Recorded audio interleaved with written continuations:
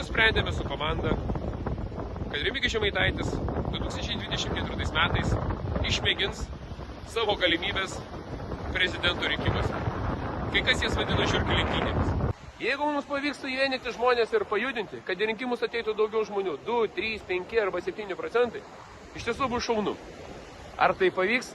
Visa tai priklauso tik tais nuo jūsų. Bankininkas galvoja apie bankus, kaip bankui milijardą pelno uždirbti.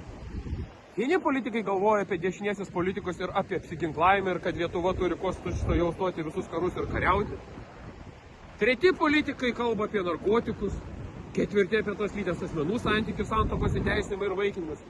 Man kartais susidaro vaizdas, kad valstybė gyvena kažkokiam tai paralelinėme kitame gyvenime. Parodykime mes Lietuvos tam elitui, kurie save prisiskiria, kad ne jie sprendžia, kas valstybei vadovaus, kas valstybei dirbs ir kas valstybė ves į priekį. Ne šitie politikai, kurie dabar yra, tikrai neveda Lietuvos į priekį. Mūsų valstybėje kažkas yra ne taip. Ne taip, kad kai kurie politikai yra tampomi šliučių, kai kurie politikai vykdo tam kitų, netgi, sakyčiau, svetimų valstybių duotus uždavinius ar duotus nurodymus. Akivaizdu, kad Lietuva nėra pirmoje vietoje Lietuvos žmonės. Didžioji dalis politikų nori tapti populiarūs, nori tapti madingi, nori tikti užsienio kitų šalių ministrams, prezidentams, ekonominiams vienetams ar net verslo imperijų. Akivaizdu tai, kad per pastaruosius metus Lietuva prarado išties labai daug.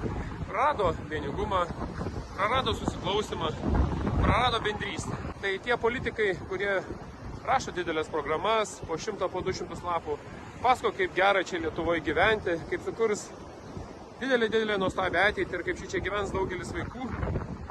Išties viskas suplūkšta į Baltijos jūros purslus. Valstybę galime valdyti mes kartu visi.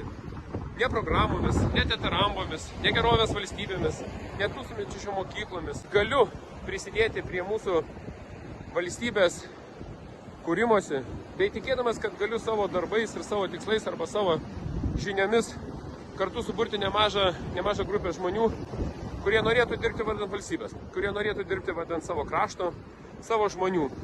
Taip, išties gali būti labai blogai. Jeigu mes nepakilsime nuo savo sofų, nepakilsime nuo minkštų kirštasolių, nepakilsime nuo šašlikinės, nuo pirties ir neįsime į rinkimus ir mes juose nedalyvausime.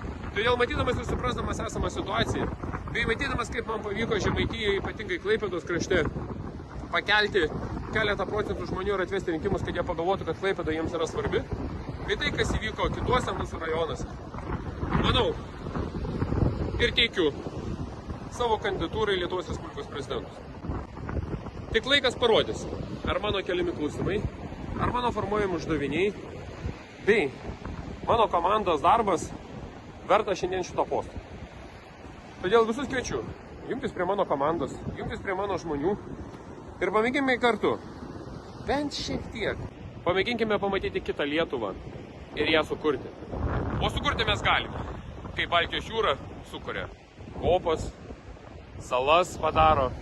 Ir tai yra nuostabu ir tai yra žavu. Tai dar sykį, mylėjai. Ačiū Jums, kad Jūs esate, ačiū, kad manim tikite.